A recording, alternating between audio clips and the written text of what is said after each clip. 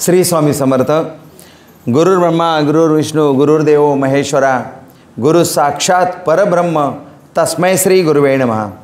गुरु म्हणजेच ब्रह्मदेव, गुरु म्हणजेच भगवान विष्णू म्हणजेच नारायण, गुरु म्हणजेच महेश्वर म्हणजेच महादेव. या त्रिमूर्ती जेव्हा एकत्रित आल्या तेव्हा दत्तप्रभूंचा आविष्कार झाला. दत्तप्रभू म्हणजे श्रीपाद श्रीवल्लभ, म्हणजे श्री नृसिंह सरस्वती, म्हणजे श्री स्वामी समर्थ महाराज. श्री स्वामी समर्थ महाराजांच्या चरणी त्रिवार वंदन. श्री स्वामी समर्थ महाराजांच्या चरणी त्रिवार वंदन करून आजच्या विषयाला सुरुवात करतोय. एक प्रश्न आला होता, स्वामी कोण होते? मला त्यावेळेला त्या प्रश्नाचं उत्तर देणं उचित वाटलं नाही, कारण हा प्रश्न स्वामी प्रकट दिनी जर घेतला तर त्याचं महत्त्व अधिक वाढेल असं मला वाटल्यामुळे आज मी ह्या प्रश्नाचं उत्तर देत आहे. एकदा स्वामी अक्कलकोटमध्ये असताना स्वामींना एका भक्ताने विचारलं की स्वामी आपण कोण आणि कोठून आलात? तेव्हा स्वामी म्हणाले होते, मूळ पुरुष वडाचे झाड, दत्तनगर हे आमचे वसती स्थान आणि नरसिंह भान माझे नाव. नरसिंह भान त्यांनी का शब्द वापरला असेल? नरसिंह भान का शब्द वापरला असेल तर नृसिंह सरस्वती दत्त अवतारात असताना त्यांनी जेव्हा त्यांचा अवतार कार्य संपवला त्यावेळेला ते नदी पार करून कर्दळीवनाकडे गेले आणि कर्दळीवनामध्ये ते गुप्त झाले. आणि कर्दळीवनामध्ये गुप्त झाल्यानंतर बराच काळ निघून गेल्यानंतर एक लाकूड तोड्या तिथे लाकड तोडत होता आणि एक वारूळ होतं त्याच झाडाच्या बाजूला, आणि मग त्याची कुऱ्हाड लाकडावरून सटकली आणि वारुळाच्या उजव्या बाजूला ती कुऱ्हाड जाऊन आदळली आणि त्यातून रक्त बाहेर यायला लागलं. तो घाबरला, नेमकं काय झालं ते. मग त्यातून वारुळातून श्री स्वामी समर्थ महाराज प्रकट झाले आणि त्याला म्हणाले, अरे घाबरू नकोस, आमची प्रकट होण्याची वेळ आलेली आहे, त्यामुळेच तुला इथे येण्याची बुद्धी सुचली, भिवू नकोस, मी तुझ्या पाठीशी आहे. त्यामुळे त्याला शांत केलं आणि स्वामी महाराज तिथून निघाले आणि पुढचं कार्य केलं. ही आपल्याला आख्यायिका आत्तापर्यंत असलेली किंवा माहीत असलेली ही आख्यायिका आहे. नृसिंह सरस्वती गुप्त झाले आणि स्वामी बाहेर आले आणि स्वामी आल्यानंतर त्यांनी स्वतःचं नाव नरसिंह भान असं सांगितलं. म्हणजे श्रीपाद श्रीवल्लभ हा दत्तांचा पहिला अवतार, श्री नृसिंह सरस्वती दत्तांचा दुसरा अवतार आणि श्री स्वामी समर्थ महाराज हे दत्तांचे तिसरे अवतार. अशा प्रकारे आपल्याकडे आख्यायिका झाली किंवा आपण स्वामींना ॲक्सेप्ट केलं किंवा आपण स्वामींचा दत्तगुरु मार्गातून स्वीकार केला. आता आपण सर्व विस्ताराने पाहणार आहोत. आता हे जर असं आहे तर एक आनंदनाथ महाराज म्हणून होऊन गेले. यांच्या संशोधनानुसार शके 340 किती वर्षाचा काळ आहे पहा. शके 340 चैत्र शुक्ल द्वितीया या दिवशी श्री स्वामी समर्थ महाराज हिमालयाच्या उत्तर भागामध्ये प्रकट झाले आणि तिथून हिमालयामध्ये बरेच वर्ष वास करत होते. आणि हिमालयामध्ये जे साधुसंत सत्पुरुष साधनेसाठी बसलेले होते त्या सर्व साधुसंतांना मार्गदर्शन करत असत. साधना कशी करावी, देव धर्म म्हणजे काय आणि अध्यात्म म्हणजे काय त्याचं ते मार्गदर्शन करत असत. त्यानंतर बऱ्याच दिवसानंतर हे ऐक्यू घटना आहे, याला कोणताही पुरावा नाही, परंतु कोणीतरी सांगितलं, त्या साधूंनी त्यांच्या शिष्याला सांगितलं, त्यांच्या शिष्याने त्यांच्या शिष्याला सांगितलं, असं करत करत करत ते माझ्यापर्यंत आलेलं आहे. म्हणून आनंदनाथ महाराजांच्या संशोधनानुसार असा मी शब्द वापरला 340चा. त्याच्यानंतर स्वामी महाराज अख्ख्या पृथ्वीवरती स्वामी महाराजांनी भ्रमण केलं अशी आख्यायिका आहे. सर्व देश स्वामी महाराज फिरलेले आहेत. त्यामध्ये चीन, मलेशिया, ऑस्ट्रेलिया असा उल्लेख आहे. असं करत करत ते भारतात आले. भारतात आल्यानंतर सर्वप्रथम मुंबईला आलेले आहेत. स्वामी महाराज सर्वप्रथम मुंबईला आलेले आहेत भारतात आल्यानंतर. आणि भारतात आल्यानंतर जो पेडर रोड आहे, महालक्ष्मी मंदिर आहे, महालक्ष्मी मंदिर आणि बीच कँडी हॉस्पिटलच्या मध्ये उजव्या साईडला एक काचेची बिल्डिंग आहे. आणि त्या बिल्डिंगच्या बाजूला आतमध्ये थोडंसं गेल्यानंतर एक स्वामी महाराजांचा समुद्रकिनारी मठ आहे. त्या मठामध्ये बरीच वर्ष स्वामी महाराज वास्तव्य करायचे. आणि त्यांनी तिथे त्यांचा शिष्यसमूह जमा केलेला होता. बराच शिष्यसमूह जमा केलेला होता. स्वामी महाराज संध्याकाळच्या वेळेला समुद्रांच्या लाटावरती चालत जायचे आणि संध्याकाळच्या वेळेला पुन्हा चालत यायचे. हा त्यांचा नित्यनेमाचा कार्यक्रम असायचा. स्वामी म्हणजे अवलिया होते. ते त्यांच्या मनात जशी इच्छा उत्पन्न होईल त्या पद्धतीने ते करायचे. कोणी म्हणाला स्वामी महाराज इथे बसा तर ते बसायचे नाही. त्यांच्या हिशोबाने कुठेतरी उठून काहीतरी करायचे. त्या पद्धतीनं अगदी लहान मूल जसं वागतं त्या पद्धतीनं स्वामी महाराज वागत असे. त्यामुळे स्वामी महाराज उठले आणि मुंबई सोडून निघायला तयार झाले. जेव्हा स्वामी महाराज मुंबई सोडून निघायला तयार झाले तेव्हा तिथल्या स्वामींच्या भक्तांनी, स्वामीसेवकांनी, त्यांच्या शिष्यांनी त्यांना विचारलं, महाराज आता तुम्ही तर निघालेले दिसताय, आमच्या लक्षात येत आहे, मग आता आमच्यासाठी इथे आम्ही काय करावं, आम्ही कोणाची सेवा करावी. तेव्हा स्वामी महाराजांनी तोंड उघडलं आणि आपल्या जिभेवरून 1 इंचाचं आत्मलिंग पादुका काढून एका भक्ताच्या हातात दिल्या. त्या आत्मलिंग पादुका आजही आपल्याला गुरुवारच्या दिवशी 11 ते 12 या वेळेमध्ये पाहायला मिळतात. जर आपल्याला जायचं असेल तर मी आता सांगितलेल्या पत्त्यावरती आपण जाऊ शकता आणि तिथे गुरुवारच्या दिवशी त्याचं दर्शन घेऊ शकता. पुढे स्वामी महाराज मुंबईवरून निघाले. मुंबईवरून निघाल्यानंतर वाट्टेल त्या दिशेने गेलेले आहेत. वाट्टेल त्या दिशेने म्हणजे ते मनमौजी होते. त्यांच्यावरती कोणाचाही कसलाही दबाव नव्हता. ते स्वतःचे स्वतः मालक होते. स्वतःचे स्वतःच काय या ब्रह्मांडाचे मालक होते. त्यामुळे ते कुठेही फिरत असत. ते फिरत फिरत जसे जसे आलेले आहेत त्या त्या ठिकाणी स्वामींचा मठ निर्माण झालेला आहे. कदाचित ते फिरत फिरत डोंगरदऱ्यातून इकडे आलेले असतील आणि इकडून पळसदरीला गेले असतील आणि पळसदरीला काही काळ स्वामींनी घालवलेला आहे. स्वामी तिथे स्वतः होते म्हणून पळसदरीला दादांनी तिथे मठ स्थापन केला. त्यांना स्वप्नदृष्टांत झाला होता. त्यांनी मठ स्थापन केला आणि पळसदरीची अशी आख्यायिका आहे. मग पळसदरीवरून पुढे सोलापूरकडे जाताना पुण्यामध्ये लोणावळा लागतो. लोणावळ्याला 2-3 मठ आहेत स्वामींचे. मग पुण्यावरून तसं करत करत करत ते पंढरपूरला गेलेले आहेत, मोहोळला गेलेले आहेत, मोहोळवरून सोलापूरला गेलेले आहेत. सोलापूरमध्येही त्यांचे बरेचसे भक्त आहेत आणि सोलापूरवरून अक्कलकोटला गेलेले आहेत. अक्कलकोटमध्ये स्वामींचा प्रवेश इसवी सन 1857 साली झाला अशी नोंद आहे. आणि मग तिथे गेल्यानंतर एका खंडोबाच्या मंदिराजवळ बसले होते आणि त्यांना एका मुस्लिम बांधवांनी त्यांना पाहिलं आणि मग ते चोळाप्पाच्या घरी गेले आणि चोळाप्पाच्या घरी राहून त्यांच्या घरी काही दिवस वास्तव्य केलं आणि मग तिथे शिष्यवर्ग मोठ्या प्रमाणात बनवला. तिथे त्यांचं कार्य स्थिर झालं. त्यामध्ये मग इतर इतिहास आपल्याला खूप काही माहिती आहे, परंतु काही घटना महत्त्वाच्या माहिती नाहीत त्या मी आज तुम्हाला सांगणार आहे. त्यापैकीच एक हरिभाऊ तावडे नावाचे एक गृहस्थ होते. 22-25 वर्षाचा मुलगा. छत्रपती शिवाजी महाराजांनी त्यांच्या घरी कोकणामध्ये त्यांना जागिरी दिली होती.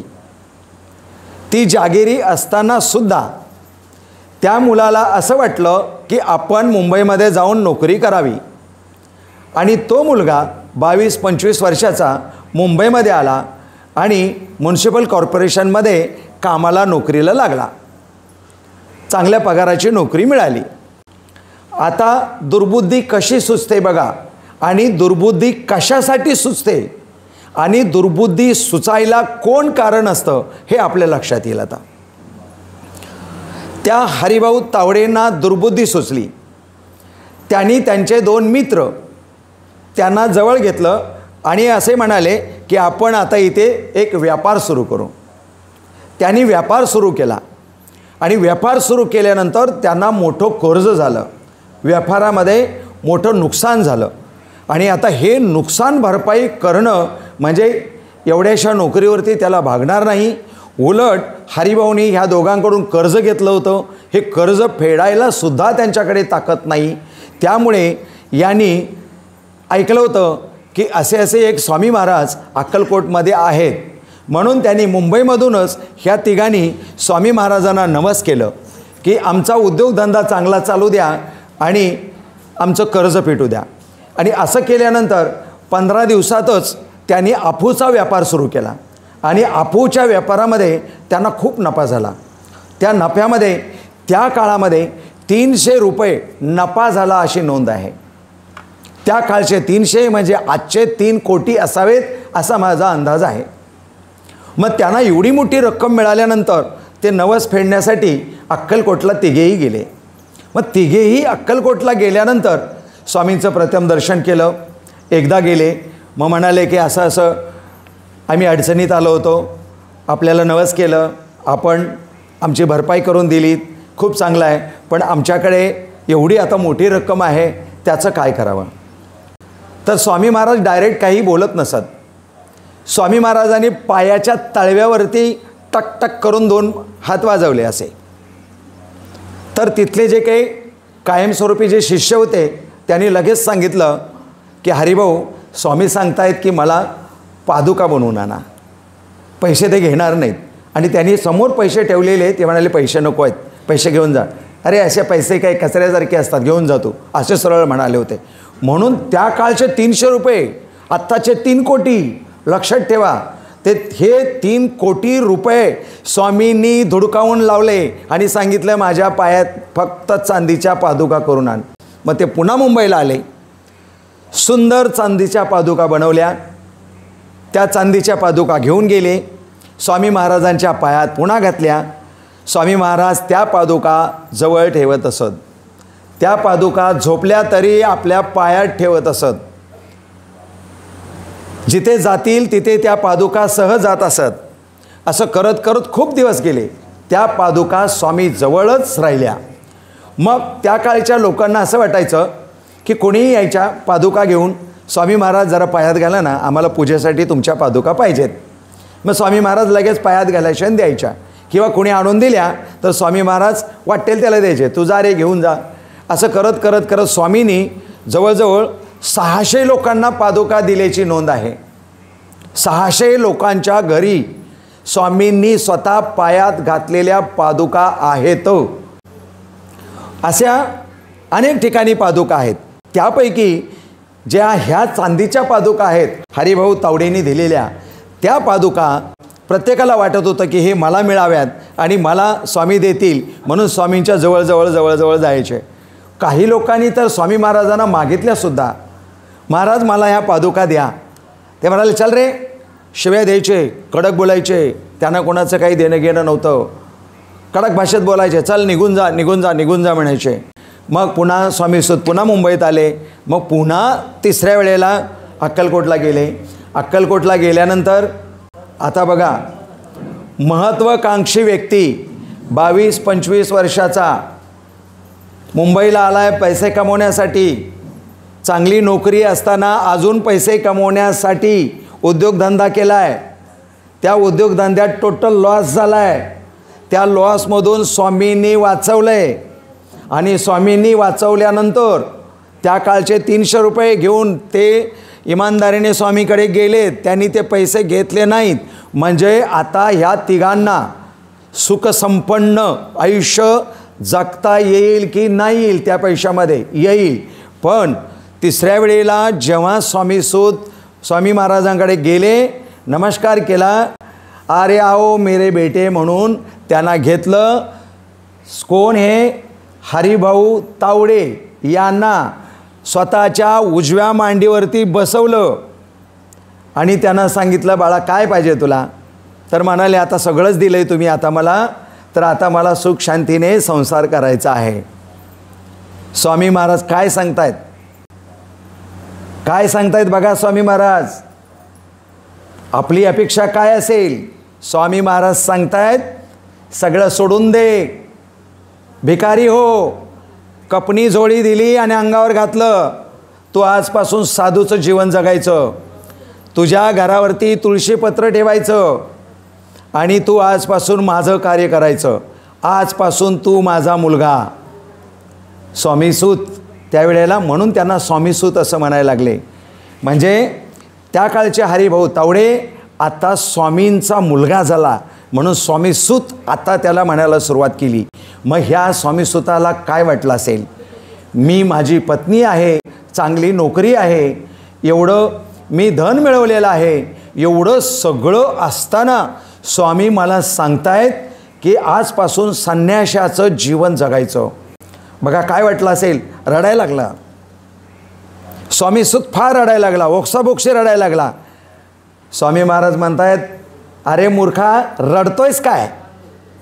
माझ्या पोटाकडे बघ, बघ किती पोट मोठं आहे माझं पोट बघ. मग उजव्या मांडीवरती स्वामीसूत बसलेले आहेत. स्वामीसूत असे एकदम बारीक होते. मांडीवरती बसून स्वामींनी त्यांचे 2 हात घेऊन त्यांच्या पोटावरती लावले आणि डोळे बंद कर म्हणाले. आणि जेव्हा स्वामीसूतांनी स्वामींच्या पोटाला स्पर्श केला आणि डोळे बंद केले, तर त्यांना एक नाही पाठीमागचे अनेक जन्म आठवले. एक नाही अनेक जन्म आठवले आणि त्या अनेक जन्माची त्यांनी नोंद करून ठेवलेली आहे. शके 1771 इसवी सन 1149 या वर्षामध्ये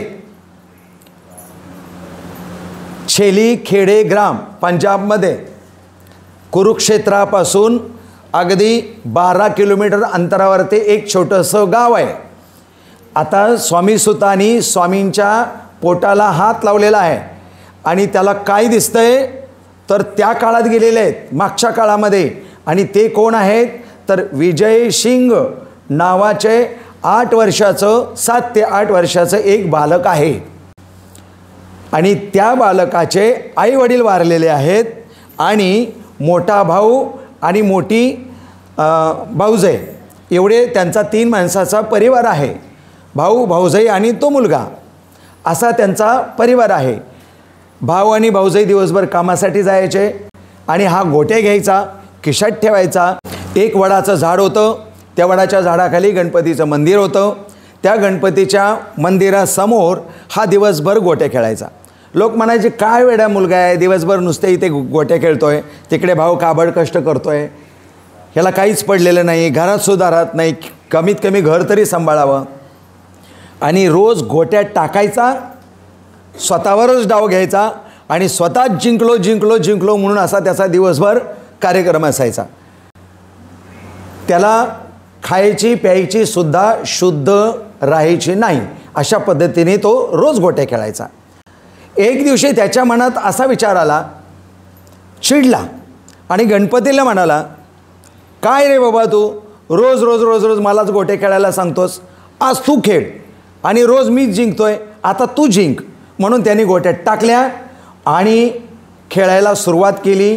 गणपतीच्या आणि त्या विजयसिंगच्या मध्ये 10 ते 12 फुटाचं अंतर असेल.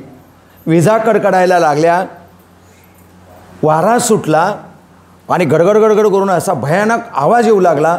तिकडचे लोक घरी येऊ लागले. ह्या मुलाला म्हणतायत, चल रे बाबा, चल रे बाबा, भयानक काहीतरी होणार आहे. तर हा मुलगा तिथेच बसून राहिला.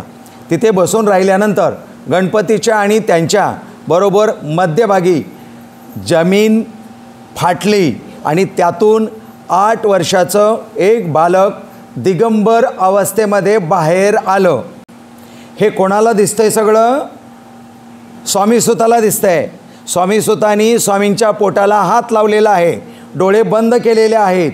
त्याला मागील कितीतरी जन्माच्या आधी घडलेली घटना हे आठवत आहे. त्यामुळे त्यावेळेला ते बाळ बाहेर आलं, दिगंबर अवस्थेत होतं. मग त्या बाळाला त्यांनी घेतलं. अरे तू माझा मित्र, तू माझा मित्र म्हणून एकामेकाच्या खांद्यावरती हात टाकून ते घरी घेऊन गेले. आणि त्याचा भाऊ आणि त्याची भाऊजाई यांनी त्या बाळाला लंगोटी दिली घालायला आणि त्यांनी लंगोटी घातली. पूर्वीच्या काळी लंगोटीच घालत असत. लहान बाळाला असो किंवा एवढे कपड्यांचा काही बाजार नव्हता, त्यामुळे लंगोटीच घालत असत. आणि मग त्या बालकाने लंगोटी घातली आणि मग कितीतरी दिवसानंतर त्या गावातून फिरत फिरत फिरत फिरत फिरत बऱ्याच ठिकाणी भारत भ्रमण करत करत करत मग अशी सांगितल्याप्रमाणे ते मुंबईत आले आणि मुंबईपासून अक्कलकोटपर्यंत आले. हा प्रवास सर्वच्या सर्व श्री स्वामी सुतांना दिसला आणि स्वामी सुतांनी स्वतः त्यांच्या पुस्तकामध्ये याचं वर्णन केलेलं आहे. आणि स्वामी जिवंत असताना हे वर्णन करून ते पुस्तक स्वामींसमोर मांडलं आणि स्वामींनी त्यांना आशीर्वाद दिला की हीच खरी कथा आहे असं त्यांनी सांगितलं. आता स्वामी सुताला सांगितलं, स्वामी सुतांचा अपमान झाला वगैरे ते तुम्हाला सगळ्यांना ते माहिती आहे. त्याच्यानंतर स्वामी सुतांना त्या चांदीच्या पादुका दिल्या आणि म्हणाले की तू आता सागर किनारी जाऊन किल्ले बांध. म्हणजे काय तर समुद्री किनारी जाऊन तू अनेक मठाची उभारणी कर. त्याप्रमाणे स्वामी सुतांनी त्या पादुका घेतल्या, मुंबईमध्ये आले, मठाची स्थापना केली. मठाची स्थापना करायच्या आधी पादुका घेऊन आले. सर्वात आधी त्यांनी काय काम केलं असेल तर सर्वात आधी आल्यानंतर बायकोच्या गळ्यातलं मंगळसूत्र हिसकावून घेतलं, बायकोला पांढरी साडी नेसायला दिली, घरावरती तुळशीपत्र ठेवलं, घरातल्या सगळ्या वस्तू बाहेर फेकून दिल्या, घरातल्या सर्व लोकांना भिकेला लावलं. स्वामींची आज्ञा मोडायची कोणामध्येही ताकद नसते आणि नाही.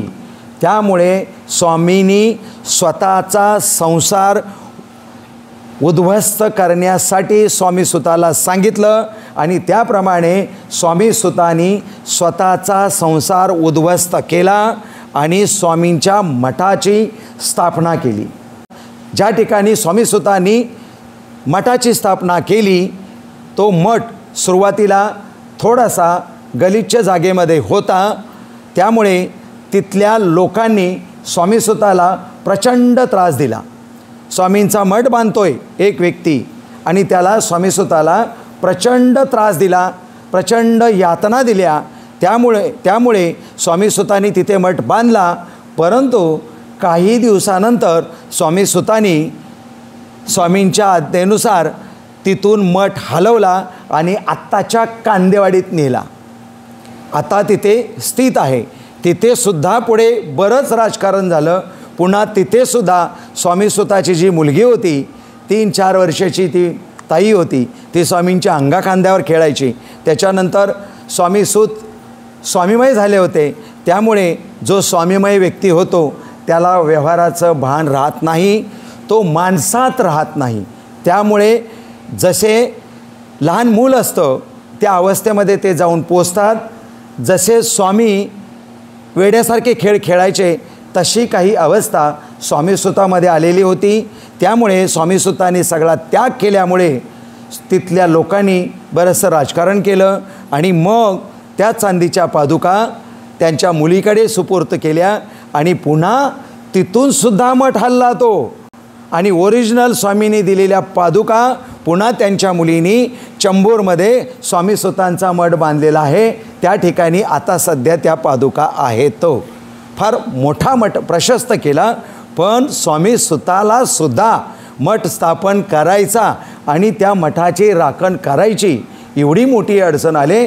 आणि तेव्हापासून स्वामींनी ठरवलं की मठ आपण सुरक्षित हलवावा आणि त्याप्रमाणे स्वामींच्या आज्ञेप्रमाणे सुरक्षित ठिकाणी मठ हलवला आणि आत्ता त्या ठिकाणी कोणाचेही विषाद नाही किंवा कोणाची हिंमत नाही की तिथे येऊन स्वामी स्वतःच्या मठाला कोणी त्रास द्यावा किंवा काय करावं. ही स्वामींची मोठी कृपा असते. थोडक्यात मठ कुठेही हलवता येतो हे स्वामी सुतांनी आणि स्वामी महाराजांनी सांगून दिलेलं आहे.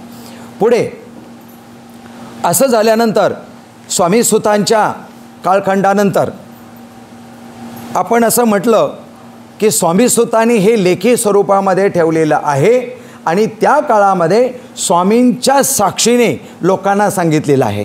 पण एक दिवशी एक कार्यक्रम होता आणि स्वामी सूत पेढे वाटत होते आणि पेढे वाटत असताना स्वामी सूत म्हणत होते, माझ्या बापाचा वाढदिवस आहे, माझ्या बापाचा वाढदिवस आहे. आणि तो दिवस होता चैत्र शुक्ल द्वितीया. त्या दिवशी माझ्या बापाचा वाढदिवस आहे असं म्हणत होते. आणि मग तिथले लोक म्हणाले, हा काय वेड्यासारखा बडबड करतो आहे. तर स्वामींना विचारलं. मग स्वामींनी सांगितलं, तो माझा वाढदिवस आहे असं म्हणतो आहे, परंतु तो माझा वाढदिवस नाही आहे, माझ्या लग्नाचा वाढदिवस आहे. हे काय प्रकार आहे, कोणाच्या काहीच लक्षात येत नाही. तर त्याचा संदर्भ आणि संशोधन असं आहे. तर एकतर आपण आता पार्श्वभूमी थोडीशी समजावून घेतली पाहिजे. स्वामींचा जन्म झालेला नाही, स्वामी अयोनी आहेत. दत्तगुरूंचा जन्म झालेला नाही, ते अयोनी आहेत.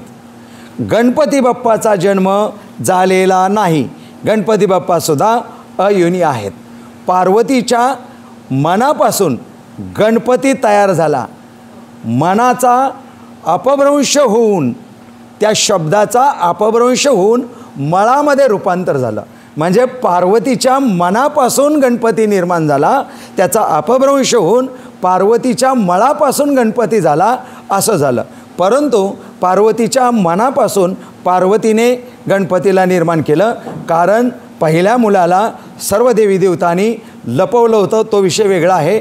म्हणून पार्वती एकटी पडली होती, म्हणून पार्वतीच्या मनोरंजनासाठी किंवा तिच्या मनाच्या शांतीसाठी तिने गणपतीला उत्पन्न केलं होतं.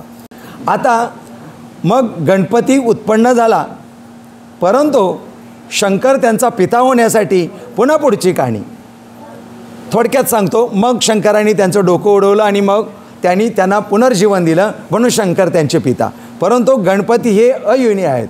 एका बाजूने दत्तगुरू अयोनी आहेत, एका बाजूने स्वामी समर्थ महाराज अयोनी आहेत आणि दुसऱ्या बाजूने गणपती म्हणजे अयोनी आहेत. म्हणजे यांचा आईच्या उदरातून जन्म झालेला नसल्यामुळे हे तिन्ही स्वरूप ओंकार स्वरूप आहेत. ओंकार म्हणजे काय, तर ब्रह्मा विष्णू महेश आदिमाया शक्ती आणि सूर्य एकत्रित जेव्हा येतात तेव्हा ओंकार स्वरूप होतं. म्हणून स्वामी महाराज ओंकारेश्वरसुद्धा आहेत. याचा पुरावा कुठे येतो, जसं मी मागाशी सांगितल्याप्रमाणे स्वामी महाराजांनी सांगितलं की माझ्या लग्नाचा वाढदिवस तो साजरा करतो आहे स्वामी सूत. तर ते कसा करतो आहे, तर ते मी सांगतो. कारण स्वामी मुंबईवरून अक्कलकोटला जात असताना, जसं मागाशी सांगितलं की पुणेच्या पुढे जात असताना मोरगाव गाव आहे, मोरेश्वर मोरया गणपती आहे, त्या ठिकाणी गेले होते. मोरगावामध्ये आता तिथे काय आख्यायिका आहे समजून घ्या. तिथे चैत्र शुक्ल द्वितीया या दिवशी गणपती मोरया प्रकट झाला होता आणि त्याच दिवशी पुढच्या वर्षी असेल किंवा त्याच्या पुढच्या वर्षी असेल किंवा कधीतरी त्याच तिथीला गणपतीचा त्याच ठिकाणी विवाह झाला होता. आता याचा अर्थ काय, स्वामी काय सांगतायत की मी मोरगावला प्रकट झालो होतो, त्या ठिकाणी माझा त्या स्थितीला विवाह झाला होता, ती तिथी पण चैत्र शुक्ल द्वितीया. त्यामुळे त्यांनी सांगितलं की माझ्या लग्नाचा वाढदिवस साजरा करतोय. स्वामी सूत सांगतायत माझ्या बापाचा वाढदिवस आहे. त्यामुळे हे एकूण जर पाहिलं तर स्वामी महाराज गणपती पण आहेत, स्वामी महाराज गुरुदत्त पण आहेत, कारण हे तीनच देव असे आहेत की ती अयोनी आहेत. आता याची आपल्याला जर प्रचिती पाहायची असेल तर आपण जेव्हा मोरगावला जाल तेव्हा वाघ नावाचे पुजारी आहेत, त्यांच्या घरी जेव्हा स्वामी महाराज मोरगाववरून अक्कलकोटच्या दिशेने निघाले त्यावेळेला त्या वाघ कुटुंबियांनी पुन्हा स्वामी महाराजांना विचारलं की महाराज तुम्ही तर आता चाललात, परंतु आता आम्ही कोणाची सेवा करावी? तर त्यांनी तोंडातून आ करून एक गणपती काढून दिला. त्या गणपतीचं नाव आहे दशभुज वल्लभेश्वर आणि तो गणपती अंगठ्या एवढा आहे आणि तो गणपती आजसुद्धा आपल्याला वाघ कुटुंबियांकडे आपल्याला पाहायला मिळेल, मोरगावला पाहायला मिळेल. तर असं करत करत स्वामींनी आपलं स्वतःचं स्वरूप असं सांगितलेलं आहे की मी मूळ वडाचे झाड, दत्तनगर हे माझं वसती स्थान. अशा पद्धतीने जेव्हा स्वामी महाराज सांगतात तेव्हा आपल्याला खरोखर प्रचिती येते की स्वामी महाराज नेमके कोण. मग स्वामी महाराज नेमके कोण ह्या प्रश्नाचं जर उत्तर घ्यायचं असेल तर ते ब्रह्मा पण आहेत, ते विष्णूसुद्धा आहेत, ते महेशसुद्धा आहेत आणि निर्मितीच्या सर्वाद्य असणारी जी देवता आहे ओंकारेश्वर, ओंकार गणपती, सर्वाच्या आधी असणारा गण, सर्व देवांचे गणसुद्धा गणपती आहेत. म्हणून कदाचित आपल्या मठाची स्थापना होताना सुद्धा आपल्या इथे गणपतीची जी स्थापना झालेली आहे ही माझ्यासुद्धा मनामध्ये नव्हते, परंतु स्वामी महाराजांनी अचानकपणे ऑटोमॅटिकली मठाची स्थापना होत असताना गणपतीची सुद्धा स्थापना करून घेतलेली आहे आणि डाव्या बाजूला आईसाहेबांची मूळ शक्तीची त्यांची पण स्थापना करून घेतलेली आहे. कारण स्वामी महाराजांकडे ज्या वेळेला लोक जायचे आणि सांगायचे मला कुलदेवीला जायचं आहे, कुलदेवाच्या दर्शनाला जायचं आहे, तर त्यावेळेला स्वामी महाराज त्या वेळेला त्या भक्तांना त्यांच्या कुलदेवीच्या रूपामध्ये दर्शन द्यायचे. कोणाला पंढरपूरला जायचं असेल तर विठोबाचं दर्शन द्यायचे, इथंच घे दर्शन. कोणाला तुळजाभवानीला जायचं असेल तर तुळजाभवानीच्या रूपात यायचे, इथेच घे दर्शन. म्हणून स्वामी महाराजांची अशी स्त्री रूपातलं सुद्धा आपल्याला दर्शन घडतं. अशा पद्धतीनं स्वामी एक महान विभूती होते, आजही आहेत, ते आपल्याबरोबर आहेत.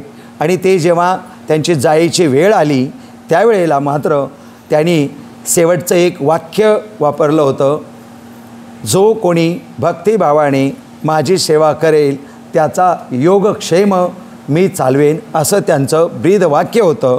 भिवू नकोस मी तुझ्या पाठीशी आहे, हे तर त्यांचं ब्रीदवाक्य आहेच आहे.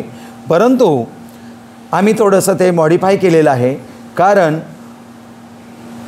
तुझा योगक्षेम मी चालवेन याचा अर्थ तू काहीच करू नको, घरी बसून हो, असा थोडासा लागतो. आणि आत्ताच्या काळी काहीच न करणं हे घातक ठरतं. म्हणून एक वाक्य स्वामींनी आमच्याकडून तयार करून घेतलेलं आहे. ते वाक्य असं आहे, अनन्य भक्तिभावाने जो कोणी माझी सेवा करेल त्याच्यामध्ये समस्यांना तुडवत जाण्याचं सामर्थ्य मी निर्माण करेन, हे स्वामी सांगतात. आणि हेच वाक्य आत्ताच्या युगाला धरून आहे. म्हणून त्याप्रमाणे आपण अशा पद्धतीनं स्वामीची सेवा करावी. आणि स्वामी म्हणतात हम गया नहीं जिंदा है. म्हणून स्वामी आपल्यासोबत कायमस्वरूपी आहेत. आज स्वामींनी आपल्याला इथे बोलावून घेतलेलं आहे, आपल्याकडून स्वामींनी एवढी मोठी सेवा करून घेतलेली आहे. स्वामींच्या प्रकट दिनानिमित्त आपण आज इथे सर्व जमलेलो आहोत. आपणा सर्वांना स्वामींकडून अनेक आशीर्वाद